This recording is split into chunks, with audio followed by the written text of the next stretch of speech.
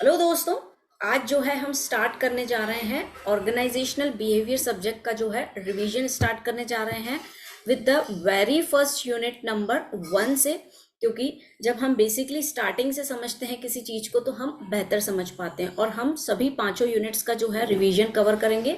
So let us start with the organizational behaviour. अब क्या होता है ऑर्गेनाइजेशनल बिहेवियर? तो it is a combination of two words, organization and behaviour, जैसे कि हमें दिख रहा है। अब किसी भी ऑर्गेनाइजेशन में जब लोग काम करते हैं तो कहीं ना कहीं उनका जो नॉलेज है उस हिसाब से वो रिएक्ट करते हैं या बिहेव करते हैं या बातचीत करते हैं या काम करते हैं। तो उसी की ही स्टडी को हम बोलेंगे ऑर्गेनाइजेशनल बिहेवियर। तो ये हो गया शॉर्ट में। अब हम डिटेल में जाते हैं कि ऑर्गेनाइजेशनल बिहेवियर क्या होता है। तो उससे पहले हम ये समझ लें कि ऑर्गेनाइजेशन क्या होती है। So let us start with the meaning of organization. अब ऑर्गेनाइजेशन का मतलब क्या होता है? जब कुछ लोग मिलकर साथ में काम करते हैं किसी कॉमन ऑब्जेक्टिव के लिए, है ना, और उनका उद्देश्य रहता है कि उसके बिहाफ पे जो है वो उन्हें प्रॉफिट अर्न कर पाए, तो उसी को ही हम कहते हैं ऑर्गेनाइजेशन। आइए पढ़ते हैं व्हाट इज ऑर्गेनाइजेशन। तो organization is a group of people working together in a formally organized way to achieve common objectives. The main objectives is profit maximization. Organization क्या होता है? जहां पे group of people जो है साथ में काम करते हैं इन अ सिस्टमेटिक मैनर, व्यवस्थित तरीके से काम करते हैं किसी कॉमन ऑब्जेक्टिव या गोल को अचीव करने के लिए, और उसके बिहाफ पे इन्हें जो बेनिफिट मिलता है वो क्या मिलता है? That is a profit. तो ये होता है ऑर्गेनाइजेशन। ठीक है। अब यदि हम देखें कि क्यों कोई ऑर्गेनाइजेशन जो है इतनी इम्पोर्टेंट है, तो let us see the importance of organization. तो सबसे पहले यदि कोई ऑर्गेनाइजेशन है जिसमें बहुत सारे लोग काम कर रहे हैं तो एक बेनिफिट ये हो जाता है, बेनिफिट्स इन स्पेशलाइजेशन। जिसका जो स्पेशलाइजेशन होता है वो उस डिपार्टमेंट में काम करता है, तो इससे काम जो है अच्छे तरीके से हो पाता है। पर्टिकुलरली हर इंसान के पास कोई ना कोई टैलेंट होता है, सबकी स्पेशलाइजेशन स्किल्स अलग अलग होती है, तो उनकी स्किल्स के बेसिस पे जो है उन्हें काम दे दिया जाता है, तो उस चीज का बेनिफिट मिल पाता है इन द ऑर्गेनाइजेशन। तो ये इसका एक इम्पोर्टेंस है।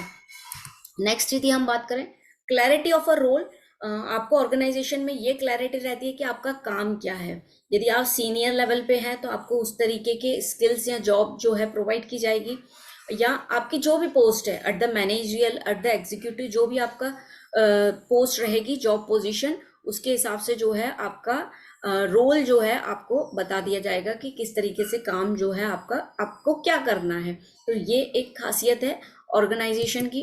Then clarity in working relationship. Working relationship में क्लैरिटी का मतलब क्या हुआ है?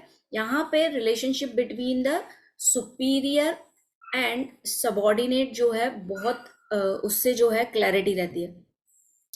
सबॉर्डिनेट है ना, सुपीरियर को पता रहता है कि मुझे सबॉर्डिनेट को क्या डायरेक्शंस देने हैं, क्या गाइडेंस देना है या किस तरीके से काम करना है, और सबॉर्डिनेट को पता रहता है कि मुझे किस सीनियर को जो है फॉलो अप करना है। तो यहाँ पे वर्किंग रिलेशनशिप जो है क्लियर रहता है। सबॉर्डिनेट को पता रहता है कि मुझे किस सीनियर को जो है मैं आंसरेबल रहूंगा किसी काम को करने के लिए या ना करने के लिए, और वहीं सीनियर को भी पता रहेगा कि मुझे किस सबॉर्डिनेट से जो है किस तरीके से काम करवाना है। तो वर्किंग रिलेशनशिप जो है वो क्लियर होता है।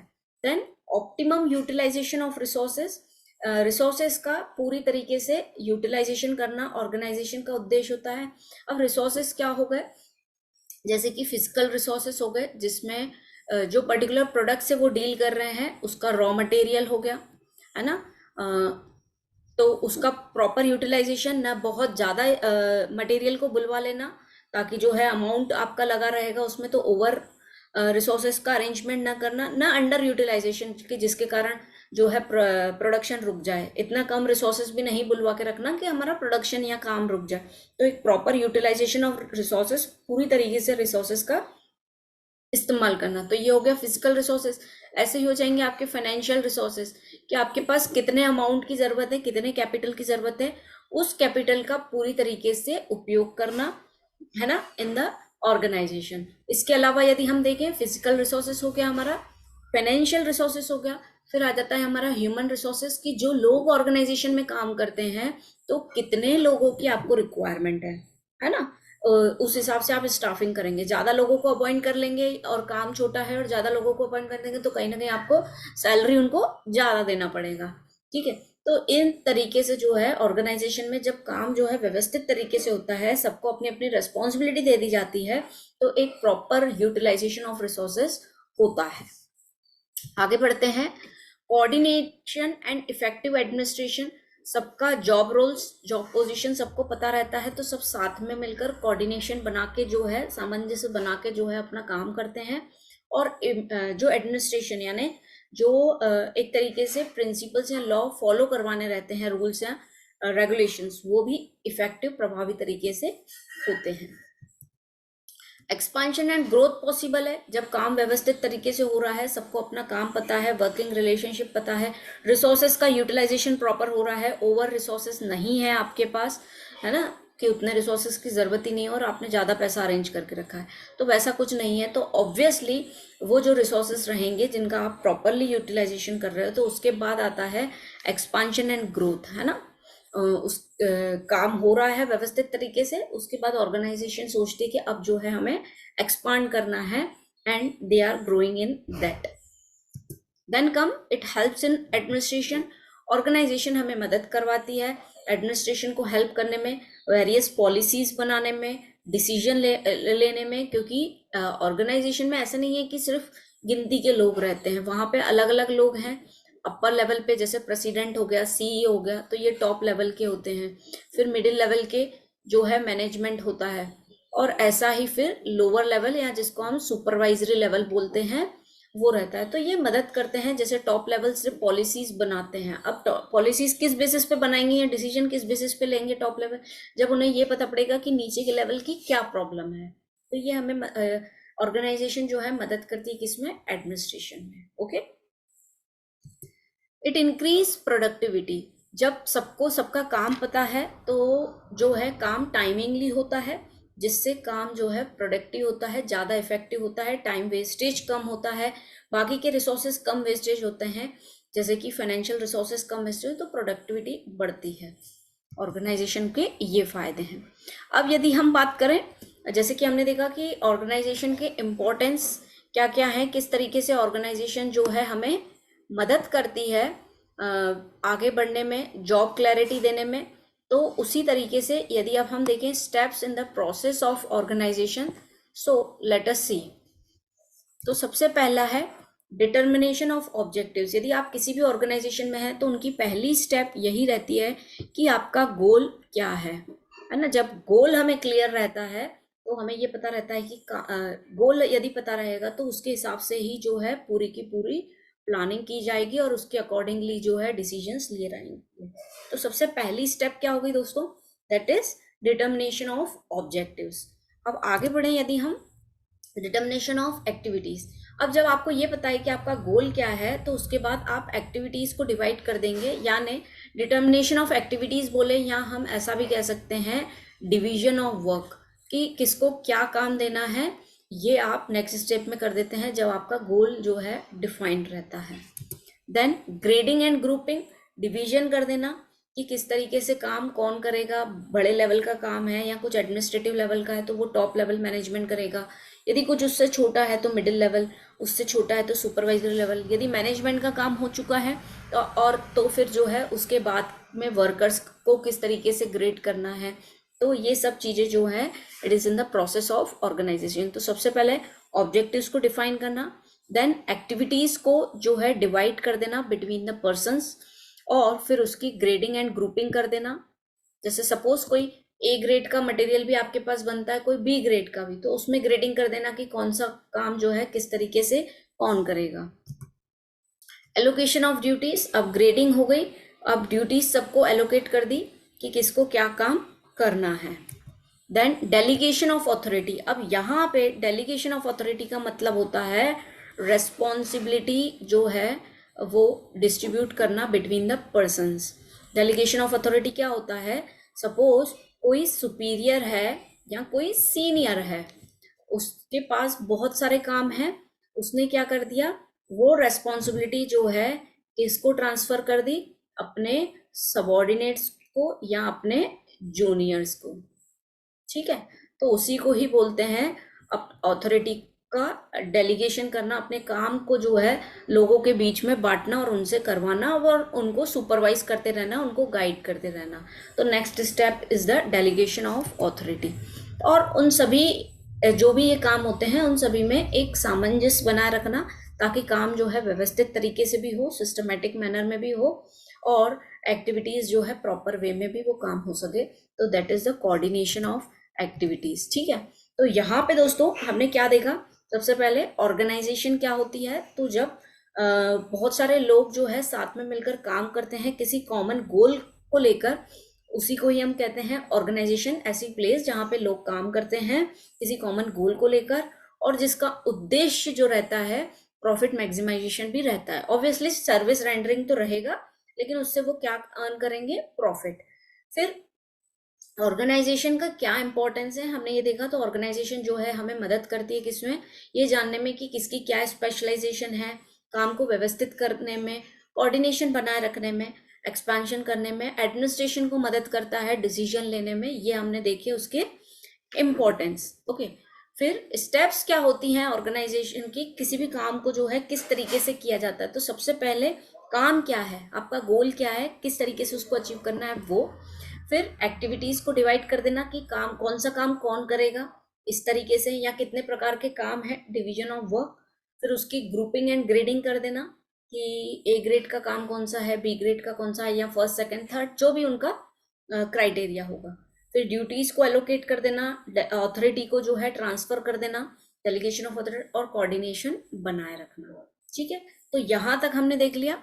बढ़ते हैं आगे towards the principles of organization. अब ऑर्गेनाइजेशन के कुछ नियम है, कुछ कानून है। जैसे कि जब नियम कानून किसी भी प्लेस के होते हैं, हम अपने घर पे भी रहते हैं तो कुछ ना कुछ नियम रहते हैं जो हमें फॉलो करना रहता है।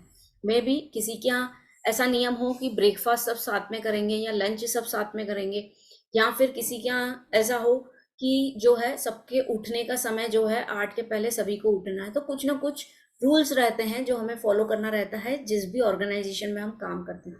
तो आइए पढ़ते हैं कि कुछ मैंडेटरी प्रिंसिपल्स क्या है किसी भी ऑर्गेनाइजेशन को लेके। तो डिवीजन ऑफ वर्क जो है इसका मेन उद्देश्य आपको याद हो तो मैनेजमेंट में क्लास 12th में हमने हेनरी फ्यूएल के प्रिंसिपल्स पढ़े थे, एफडब्ल्यू टेलर के प्रिंसिपल्स पढ़े थे। तो किसी भी ऑर्गेनाइजेशन में काम करने के लिए कुछ रूल्स बनाए जाते हैं, उन्हीं रूल्स को हम पढ़ रहे हैं कि काम को जो है डिवाइड कर देना, यानी नंबर ऑफ यूनिट्स में उसको छोटे छोटे यूनिट्स में बांट देना। अब कोई बड़ा गोल है ना, सपोज देयर इज अ गोल, तो उसको जो है छोटे छोटे पार्ट्स में हम डिवाइड करेंगे तो ही तो काम बन पाएगा ना अलग अलग लोगों के बीच में। कि इस तरीके से क्या आप फाइनेंस का अरेंजमेंट कर लेना, किसी को आप फिजिकल रिसोर्सेज का अरेंजमेंट करने के लिए भेज देंगे, किसी को आप स्टाफिंग में लगा देंगे। तो डिवीजन ऑफ वर्क, काम को डिवाइड कर देना अलग अलग लोगों के बीच में।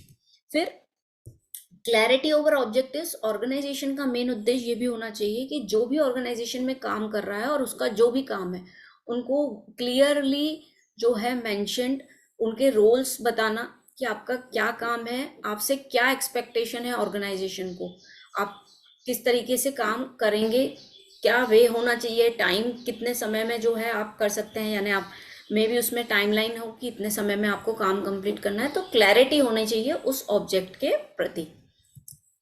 Unity of command, unity of command होना चाहिए। ऐसा होना चाहिए कि यदि किसी सबॉर्डिनेट को या किसी जूनियर को जो है कोई कमांड मिल रहा है तो वो किसी एक पर्सन से मिलना चाहिए। ऐसे नहीं कि उसके बहुत सारे बॉसेस है, वो कभी कभी कंफ्यूज हो जाएगा। यदि इतने बॉसेस को उसको फॉलो करना रहेगा तो कभी किस बॉस की बात माने कभी किसकी, तो ये कंफ्यूजन क्रिएट करता है। तो यूनिटी ऑफ कमांड प्रिंसिपल ये हमें बताता है कि एक बॉस होना चाहिए जिसको सबॉर्डिनेट जो है फॉलो करें। आपको पता होना चाहिए कि हमें किन की बात सुनना है। कुल मिला के इतनी सी बात है, that is the unity of command.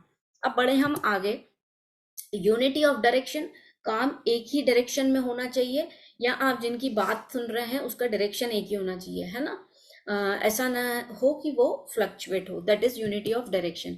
Flexibility होनी चाहिए, यदि किसी चीज को कुछ चेंज करना पड़ रहा है, किसी रूल्स नॉर्म्स को चेंज करना पड़ रहा है according to the working condition of the organization, तो ऑब्वियसली उसमें फ्लेक्सिबिलिटी होनी चाहिए। Okay, then span of management. Span of management या स्पैन ऑफ कंट्रोल जो है एक ऐसे टर्म है जो ये बताते हैं कि कितने लोग जो है किसी एक पर्सन के अंडर काम करेंगे, that is the span of management, है ना। हम लोग बनाते हैं ताकि हम उसको और अच्छे से समझ पाए, और इनके ऊपर रहता है इनका बॉस, ठीक है। तो ये होता है स्पैन ऑफ मैनेजमेंट कि एक किसी मैनेजर के अंडर जो है कितने लोग काम करेंगे, that is the span of management, ठीक है, गॉट इट। अब मैनेजमेंट बाय एक्सेप्शन ये क्या होता है, तो मैनेजमेंट बाय एक्सेप्शन का मतलब ये है कि जितने भी इम्पोर्टेंट काम है या ऐसे काम है जो कि बहुत हाई लेवल के हैं, तो उसको जो है टॉप लेवल मैनेजमेंट देखेंगे, और बाकी जो भी यूजुअल या हम कह सकते हैं रूटीन वर्क जो रहेगा वो लोअर लेवल को ट्रांसफर कर दिया जाएगा, यानी लोअर लेवल के ऊपर रेस्पॉन्सिबिलिटी दी जाएगी। मैनेजमेंट बाय एक्सेप्शन का मतलब यही है कि जो बहुत ही ज्यादा बड़े लेवल के काम है वो टॉप लेवल को दिया जाए, बाकी सब काम को जो है lower level and middle level जो है मैनेज करें, that is management by exception.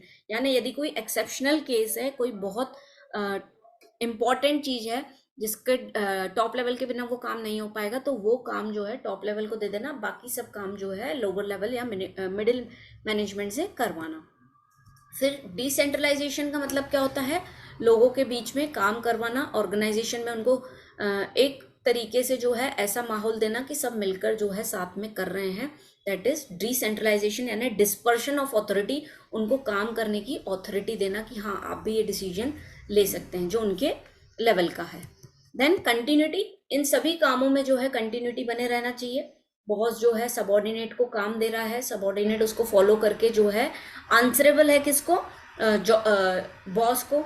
इस तरीके से जो है पूरे काम में जो है क्या होना चाहिए, कंटिन्यूटी होना चाहिए। रिसोर्सेस में भी कंटिन्यूटी होना चाहिए, ऐसे नहीं एक बार बुलवा लिए रिसोर्सेस उसके बाद बैठ गए कि जब ये खत्म होंगे उसके बाद जो है दूसरे रिसोर्सेस बुलाए जाएंगे, ऐसा नहीं करना है। क्या होगा उसमें दिक्कतें आएंगी। रिसोर्सेस में कंटिन्यूटी है कि अब हम देखें कि हाँ यहाँ पे शॉर्टेज हो सकता है, तो उसका प्लान आउट करना कि नेक्स्ट मटेरियल कब बुलवाना है, ठीक है।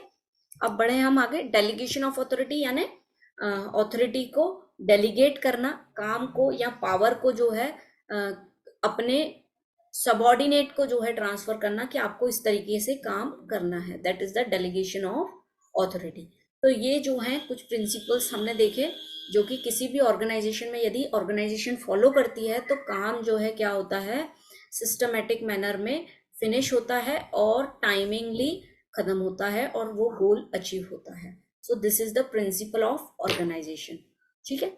यस, अब हम देखते हैं next question, explain the different types of organizational structure. अब ऑर्गेनाइजेशन में किस तरीके से जो है ऑर्गेनाइजेशन बन सकती है, अलग अलग ऑर्गेनाइजेशन अलग अलग वर्क के बेसिस पे बनती है। तो आइए देखते हैं ऑर्गेनाइजेशनल स्ट्रक्चर क्या होता है। जैसे कि कॉमन स्ट्रक्चर का मतलब यदि हम बोले तो आपकी जॉब पोजीशन किस लेवल की है, जैसे कि जॉब पोजीशन हो सकता है कि आप कंपनी की किसी टॉप लेवल की पोस्ट पे हो सकता है मिडिल पे हो सकता है लोअर पे हो, and that is beyond other role भी हो सकते हैं। तो अलग अलग टाइप के ऑर्गेनाइजेशनल स्ट्रक्चर होते हैं जो अलग अलग बिजनेस के हिसाब से सूट होते हैं। तो कितने टाइप के ऑर्गेनाइजेशनल स्ट्रक्चर होते हैं, लेट अस सी। तो सबसे पहले organization structure refers to a network of job position, कि आपके जॉब पोजीशन का क्या नेटवर्क है, क्या रेस्पॉन्सिबिलिटी है, क्या अथॉरिटी है, डिफरेंट लेवल ऑफ ऑर्गेनाइजेशन, ठीक है। ऑर्गेनाइजेशनल स्ट्रक्चर का मतलब क्या होता है, it refers to the network of job position, responsibility and authorities at different level of organization. Organization के अलग अलग लेवल पे आपकी क्या जॉब पोजीशन है, आपका क्या रोल है, आपकी क्या रेस्पॉन्सिबिलिटी है, वही डिफाइन करता है ऑर्गेनाइजेशनल स्ट्रक्चर। आइए समझते हैं टाइप्स ऑफ ऑर्गेनाइजेशनल स्ट्रक्चर। तो अलग अलग टाइप्स होते हैं, जैसे कि फंक्शनल स्ट्रक्चर हो गया, divisional structure, line and staff organization होती है, एक होती है फॉर्मल ऑर्गेनाइजेशन, एक होता है इनफॉर्मल ऑर्गेनाइजेशन। यानी ये क्या देख रहे हैं, क्लासिफिकेशन ऑफ ऑर्गेनाइजेशन की इतने बेसिस पे जो है ऑर्गेनाइजेशन बन सकती है। सो लेट अस सी, एक एक करके जो है हम इसको डिटेल में देखते हैं। तो सबसे पहले यदि हम बात करें फंक्शनल ऑर्गेनाइजेशन की, तो जैसे कि नाम से ही क्लियर हो रहा है कि फंक्शन के बेसिस पे, काम के बेसिस पे जब ऑर्गेनाइजेशन को बनाया जाता है, that is known as functional organization. For example when activities or jobs are grouped keeping in mind function or the job, जब काम को जो है किस तरीके से उसकी ग्रुपिंग की जाती है कि आपके फंक्शन के बेसिस पे या जॉब के बेसिस पे जो है आपसे काम करवाया जाता है, तो that is known as functional organisation. Specialist is placed for each function, हर काम के लिए जो है स्पेशलिस्ट को रखा जाता है. फॉर एग्जाम्पल यदि हम बात करें तो टॉप लेवल पे आपके आ जाएंगे बोर्ड ऑफ डायरेक्टर्स को अपॉइंट किया जाता है, फिर उसके बाद सीईओ रहते हैं, है ना, जिसमें अलग अलग लेवल के मैनेजर्स भी मिलेंगे. देन सीईओ के बाद यदि हम बात करें तो उसके बाद आ जाते हैं मैनेजरियल पोस्ट, जिसमें आपके परचेस मैनेजर हो गए, सेल्स मैनेजर हो गए, एचआर. तो उनके फंक्शन के बेसिस पे जब ग्रुपिंग की जाती है उसी को कहते हैं हम फंक्शनल ऑर्गेनाइजेशन. अब ऐसे ही आता है डिविजनल organization.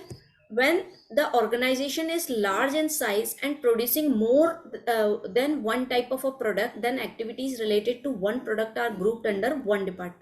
अब यहाँ पे divisional organization में क्या होता है, फॉर एग्जाम्पल आप एक से ज़्यादा प्रोडक्ट में डील करते हैं, यानी वो ऑर्गेनाइजेशन जो है एक से ज़्यादा प्रोडक्ट बनाती है, तो वहाँ पे जो है उस प्रोडक्ट, अलग अलग प्रोडक्ट का जो है डिवीजन किया जाता है, that is known as the divisional organization. यदि हम इसका एग्जांपल देखें तो कोई ऑर्गेनाइजेशन है और वो बनाती है कॉस्मेटिक, ओके, फिर वो बनाती है मेडिसिन्स भी, और इसके अलावा जो है वो टेक्सटाइल इंडस्ट्रीज में भी है.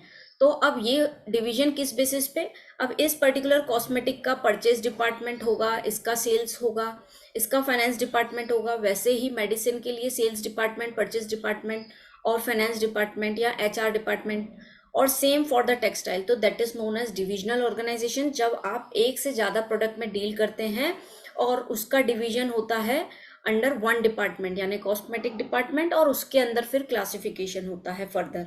और जो फंक्शनल है ऑन द बेसिस ऑफ ये मैनेजर हो गए, और ये मैनेजर के बाद जो है डायरेक्ट हम क्या बाइफरकेट कर देंगे, ये परचेज डिपार्टमेंट हो गया, ये सेल्स डिपार्टमेंट हो गया, ये एचआर डिपार्टमेंट हो गया.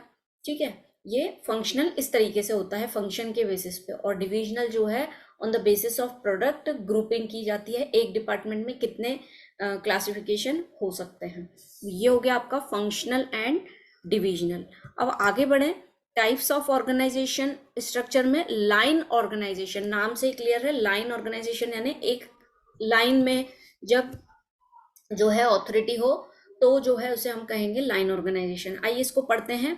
Under this type of organization lines और of authority are vertical and person on the same level of authority are independent of one another. The authority flows from top to lowest level of management. This system is also known as military or traditional system of organization. Vertical यानी one by one, जैसे हमने function में देखा top, फिर CEO, फिर manager, फिर उसके बाद जो है परचेज, सेल्स, वो सेम जगह पे दिख रहे थे. तो लाइन ऑर्गेनाइजेशन में दोस्तों क्या होगा, मिलिट्री का पैटर्न जो रहता है ऊपर से नीचे तक ऑथोरिटी फ्लो होती है. यदि हम इसके डायग्राम की बात करें तो सबसे पहले आपका आ जाएगा एमडी लिख लेते हैं हम, यानी मैनेजरल डायरेक्टर.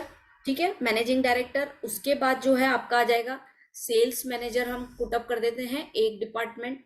एक हो जाएगा आपका असिस्टेंट मैनेजर कर देते हैं, और थर्ड डिपार्टमेंट भी हम बना लेते हैं हमें क्लैरिटी होने के लिए कि एचआर मैनेजर. अब असिस्टेंट मैनेजर है, अब असिस्टेंट मैनेजर के अंडर कौन कौन रहेगा, तो इसको यहाँ कर लेते हैं ताकि हम उसको और अच्छे से समझ पाएं. सिर्फ हम बात कर रहे हैं अब असिस्टेंट मैनेजर की. असिस्टेंट मैनेजर, तो अब इसके अंदर कौन आ जाएगा, इसके डाउन में हो सकता है सुप्रीडेंट आए इसके बाद, है ना, सुप्रीडेंट. फिर हो सकता है इसके बाद जो है फॉरमैन आ जाए, देन जो है वर्कमैन आ जाए. तो इस तरीके से जो है जब authority, flow of authority from top to bottom, कि इसके बाद इनको देखना है वो रिस्पॉन्सिबिलिटी, इसके बाद इसको देखना है, दैट इज लाइन ऑर्गेनाइजेशन. एक ही लाइन में चलता है. अब जैसे हमने मैनेजरल डायरेक्टर है, उसके बाद असिस्टेंट मैनेजर है, और उनके बाद जो है ये सब जो है जॉब पोजीशंस आते हैं.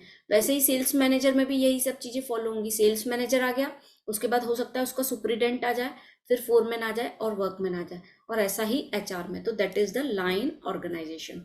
अब बढ़े हम towards the line and staff organisation. तो it is the combination of line organisation and staff organisation, जैसे कि it is the combination of line and functional, जो अभी हमने पढ़ा कि फंक्शन के बेसिस पे, मतलब उनके काम के बेसिस पे जब काम दिया जाता है, और वो भी कैसे, फंक्शन के बेसिस पे भी होना चाहिए, और flow of authority top to bottom जो है जाएगी, तो उसी को ही हम कहेंगे लाइन एंड स्टाफ ऑर्गेनाइजेशन, जो कि कॉम्बिनेशन किसका है दोस्तों, लाइन का और स्टाफ यानी फंक्शन के बेसिस पे। तो जब इन दोनों के कॉम्बिनेशन से जो ऑर्गेनाइजेशन बनती है, that is line and staff organisation.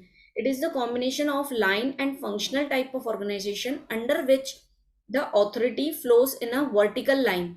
Authority कैसे जाती है, वर्टिकल लाइन में, from top to downwards, as in the case of line organization. जैसे लाइन ऑर्गेनाइजेशन में ऑथोरिटी ट्रांसफर होती है, उसी तरीके से फंक्शंस भी डिवाइड कर दिए जाते हैं। जैसे कि हमने देखा डिपार्टमेंट्स बना दिए जाएंगे, परचेज सेल्स, ये हो गया परचेज, ये हो गया सेल्स, ये हो गया एचआर, ये हो गया फाइनेंस, और इसके ऊपर जो है हो सकता है कोई मैनेजर इनको संभालता हो, वो हो जाएगा। इसके ऊपर मिडिल लेवल मैनेजमेंट आ जाएगा, उसके ऊपर टॉप आ जाएगा। तो इस तरीके से लाइन एंड स्टाफ का कॉम्बिनेशन हो जाता है। ठीक है, अब आते हैं towards the next type of organization, that is formal organization. Formal organization ऐसे होता है जिसमें सबका अपना वर्क रोल होता है, सीनियर सबऑर्डिनेट रहते हैं, काम जो है फॉर्मल वे में, ऑफिशियल वे में किया जाता है, उसी को ही हम कहते हैं formal organization. It is clearly explained out that jobs to be performed by each individual and the authority responsibility assigned to every individual, her person को जो है उसका काम दे दिया जाता है। The superior subordinate relationship चलता है, यानी एक सुपीरियर होगा तो उसके अंडर दूसरा काम करेगा, फिर इसके अंडर कोई दूसरा काम करेगा, है ना। इस तरीके से जॉब रोल दिए जाते हैं। This structure is created intentionally by the manager for achievement of an organization goal. Formal organizational इसलिए बनाई जाती है, हर ऑर्गेनाइजेशन को जो है फॉर्मल किया जाता है ताकि जो है गोल का अचीवमेंट हो, और सब जो है अपने काम के प्रति जो है लायबल रहें, अकाउंटेबल रहें, रिस्पॉन्सिबल रहें।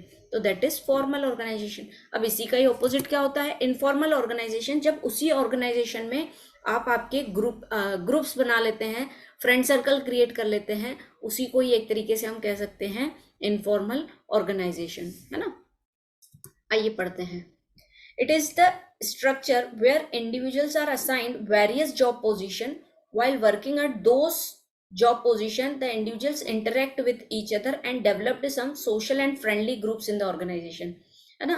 किसी भी स्ट्रक्चर में वहां पे सभी लोग काम करते हैं, और जब आप एक दूसरे से इंटरेक्ट करते हैं और आपके पीयर ग्रुप, आपकी सोच वाला पर्सन आपको मिलता है, तो आप उनके साथ क्या करते हैं, ग्रुप बना लेते हैं, है ना, फ्रेंडशिप करते हैं। तो उसी को ही हम क्या कहेंगे, this is an informal organization. वहां पे आप कोई ऑफिस से रिलेटेड बातचीत ऑफिशियल वे में नहीं करते हैं, आप आपस में आपके एंजॉयमेंट के लिए या रिक्रूटमेंट के लिए जो है आप बातचीत करते हैं, that is the informal organization.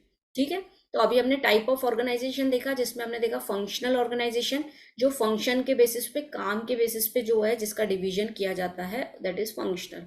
फिर डिविजनल ऑर्गेनाइजेशन, जो डिपार्टमेंट के बेसिस पे अलग अलग काम के एक से ज्यादा, जब प्रोडक्ट में हम डील करते हैं, जब ऑर्गेनाइजेशन बहुत बड़ी होती है तो उस प्रोडक्ट के अंदर कितने डिपार्टमेंट रहेंगे, that is divisional organisation.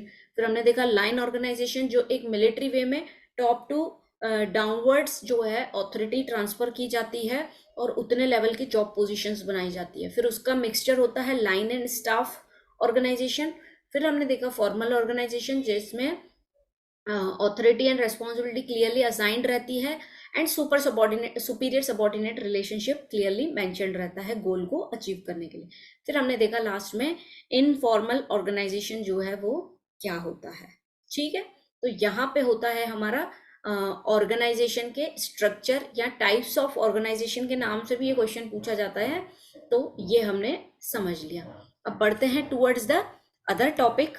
Yes दोस्तों, अब हम देखते हैं मेन हमारा जो है ऑर्गेनाइजेशन बिहेवियर क्या होता है। तो शॉर्ट में तो हमने ये चीज समझ ली।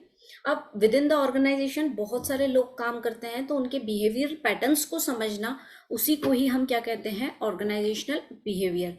आइए देखते हैं। Organizational behaviour is the study and application of knowledge about how people act within the organization.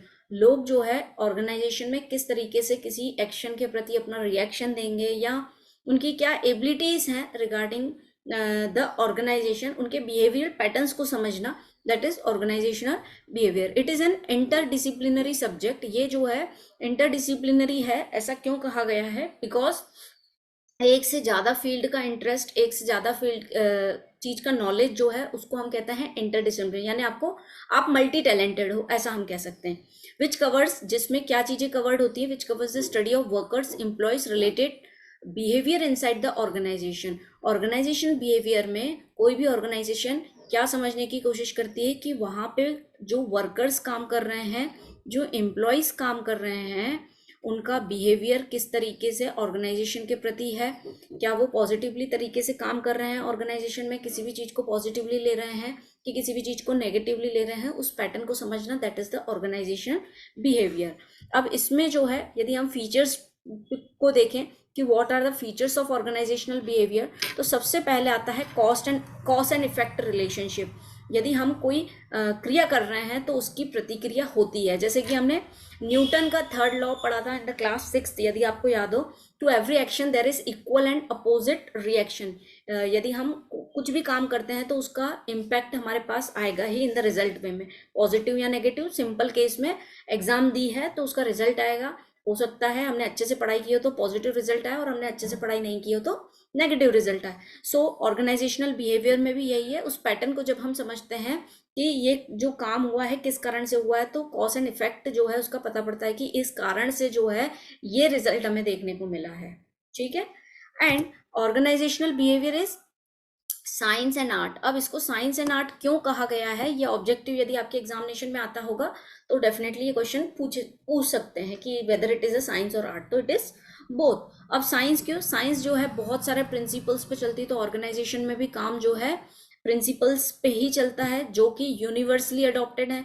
तो जो एक बार रूल बन जाता है ऑर्गेनाइजेशन में वो सभी को ही फॉलो करना रहता है, तो यूनिवर्सली एक्सेप्टेड, तो इसलिए जो है उसे साइंस जो है कहा गया है। ऑर्गेनाइजेशनल बिहेवियर को आर्ट क्यों कहा गया है? क्योंकि इन्हीं कामों को जो है सिस्टमेटिक मैनर में, जो भी रूल्स नॉर्म्स बनते हैं ऑर्गेनाइजेशन में या पॉलिसीज या डिसीजंस लिए जाते हैं, उसको सिस्टमेटिक वे में करना, वो क्या है? एक तरीके की कला है। प्रैक्टिकल वे में जो चीज आपने थियोरेटिकल बोली है कि हमें ये काम करना है, इस गोल को अचीव करना है, उसको प्रैक्टिकली एक्सेप्ट करना वो काम, दैट इज एन आर्ट। तो इसलिए जो है it is organization OB is both science and art.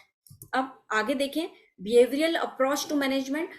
Organisation behaviour जो है मैनेजमेंट को बिहेवियरल अप्रोच देता है कि किस तरीके के लोग जो है आपके ऑर्गेनाइजेशन में काम कर रहे हैं और उनकी मेंटल एबिलिटी जो है क्या है, यानी वो किस तरीके से काम को लेते हैं, किस तरीके से क्या चीजें सोचते हैं, that is the behavioural approach to management. अब आगे देखें, benefit to both organization and individuals.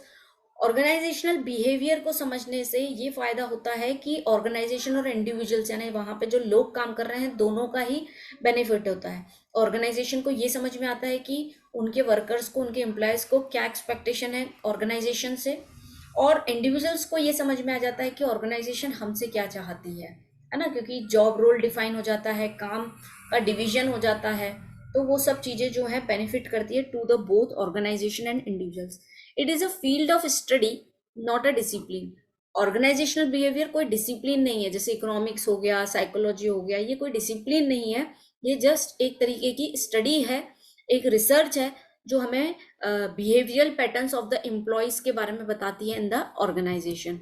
Same वही चीज जो अभी हमने उसके मीनिंग में पढ़ा था, it is an interdisciplinary in nature, यानी ये इंटरडिसिप्लिनरी क्यों कहा जाता है? क्योंकि यहाँ पे जब बिहेवियरल पैटर्न्स को समझते हैं तब हम ये देखते हैं कि बहुत सारे लोग जो है उनमें कोई एक चीज का टैलेंट नहीं है, बहुत सारी स्किल्स हैं, तो अलग अलग फील्ड्स से जो है काम हो सकता है, तो that is why it is multi disciplinary. उनमें अलग अलग चीजों का कॉम्बिनेशन है, यानी बिहेवियर जो है सिर्फ एक चीज से तो नहीं बनता है, उसमें आपके मॉरल वैल्यूज भी आ जाएंगे, उसमें आपके इथिकल वैल्यूज भी आ जाएंगे, प्रैक्टिकली आप वो काम कैसे कर रहे हो वो चीज भी आ जाएंगी। तो इसलिए जो है अलग अलग डिसिप्लिन से ये कनेक्टेड है, that is this is known as the interdisciplinary in nature. ठीक है, तो ये हो गए हमारे कैरेक्टरिस्टिक्स ऑफ ऑर्गेनाइजेशन बिहेवियर, है ना। ओबी क्या होता है? बिहेवियरल पैटर्न्स को पढ़ना, ऑर्गेनाइजेशन को उसके बेस पे स्टडी करना कि हमारा वर्कर जो है किस तरीके से जो है वो बिहेव कर रहा है या उस किस तरीके से ऑर्गेनाइजेशन को ले रहा है, वर्कर हो सकता है, एम्प्लॉय हो सकता है, ठीक है, और उसके फीचर्स। अब आगे देखें, इसके मॉडल्स हैं, मॉडल्स ऑफ ऑर्गेनाइजेशनल बिहेवियर। तो ऑर्गेनाइजेशनल बिहेवियर जो है इन 4 मॉडल्स पे काम करता है। एक होता है ऑटोक्रेटिक, कस्टोडियल, सपोर्टिव एंड कोलिजिकल। अब यदि हम बात करें ऑटोक्रेटिक की, नाम से भी क्लियर हो रहा है कि कुछ तानाशाह जैसी चीजें होना है। यहाँ पे ये मॉडल ये होता है कि यहाँ पे पावर की बात होती है, जो बॉस होता है उसने जो बोला है बस उन्हीं चीजों को फॉलो अप करना है, बाकी का कोई रोल नहीं होता है। जो जैसा आपका राजा बोलेगा आपको वैसा काम करना है, जैसे पहले के समय में होता था। That is autocratic model. तो ऐसी ऑर्गेनाइजेशन यदि कोई पावर के बेसिस पे चल रही है तो दैट इज ऑटोक्रेटिक बेसिस, ठीक है। अब कस्टोडियन की यदि हम बात करें, हाँ, ऑटोक्रेटिक में क्या होगा, जो भी डिसीजंस लिए जाएंगे उसमें बाकी किसी का पार्टिसिपेशन नहीं होगा, सिर्फ हायर लेवल अथॉरिटीज यानी जो बॉस रहेंगे उनका ही डिसीजन लिया जाएगा। ये आप नोट करते जाइए, ठीक है। अब कस्टोडियल में क्या होगा, कस्टोडियल में जो है रिसोर्सेस को वैल्यू दी जाती है, यानी इकोनॉमिक रिसोर्सेस को जो है वैल्यू दी जाती है कि एम्प्लॉयज किस तरीके से काम कर रहा है, और यदि वो अच्छा काम कर रहा है तो उसको जो है बेनिफिट दिया जाए, है ना, एम्प्लॉयज को मोटिवेट करने के लिए कि यदि आप ऐसा काम करेंगे तो आपको जो है सैलरी में इंक्रीमेंट दे देंगे, या किसी भी तरीके का मोटिवेशन में भी, मॉनेटरी मोटिवेशन हो सकता है, मे बी नॉन मॉनेटरी। आपने उनको अपार्टमेंट रहने के लिए दे दिया, उनकी प्रोग्रेसिव ग्रोथ को देखते हुए कि वो काम अच्छा कर रहे हैं, तो that is the custodian model. तो जब इस मॉडल पे काम होता है that is known as custodian model. फिर आता है हमारा जो है सपोर्टिव मॉडल, जो कि वर्क करता है ऑन द लीडरशिप बेसिस, ठीक है। लीडरशिप बेसिस में यहाँ पे मैनेजमेंट जो है एम्प्लॉयज का पार्टिसिपेशन करवाती है काम करने में, उनको अपना हिस्सा मानती है, उनको गोल के बारे में क्लियरली डिफाइन करती है, रूल्स एंड रेगुलेशंस, क्या क्लैरिटी, मतलब गोल की क्लैरिटी बताना उनको, किस तरीके से काम होगा, यानी एक तरीके से एम्प्लॉयज को पार्ट ऑफ द ऑर्गेनाइजेशन माना जाता है इन द सपोर्टिव मॉडल में, ठीक है। फिर आता है आपका कॉलेजिकल मॉडल, जो कि हम कह सकते हैं it is then extension of supportive, supporting का ही एक्सटेंशन है। इसमें मैनेजमेंट और एम्प्लॉयज जो है एक दूसरे को जो है अलग नहीं मानते हैं, they become the members of the organization, एक दूसरे को वो फैमिली मानकर जो है अपनी चीजें करते हैं, ठीक है।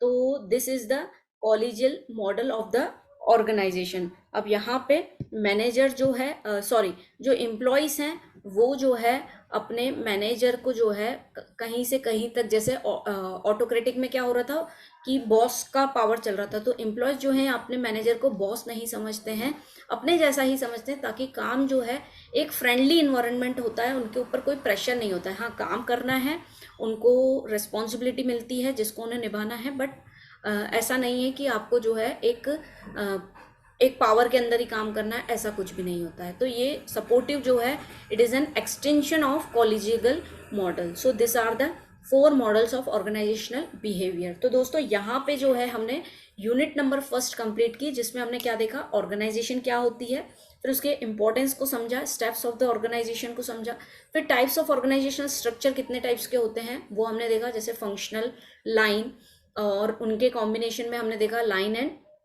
फंक्शनल, फिर हमने देखा formal organization and informal organization, फिर हमने ये देखा कि ऑर्गेनाइजेशनल बिहेवियर क्या होता है और उसके मॉडल्स। तो यहाँ पे हमारा यूनिट नंबर 1 जो है कंप्लीट होता है। इसको आप रिवाइज कीजिए, यदि कोई भी किसी भी तरीके की डाउट है you may ask in the comment section, और आप स्टार्टिंग से ही उसको फर्स्ट यूनिट से ही पढ़ना, ताकि जो है आपको समझ में आए कि इसका बेस क्या है ऑर्गेनाइजेशनल बिहेवियर सब्जेक्ट का, और फिर जो है हम मिलते हैं सेकेंड यूनिट में। टिल देन आपको कंटेंट जो है आपके लिए हेल्पफुल रहा हो तो please do support us, like, share and subscribe the channel. Thank you.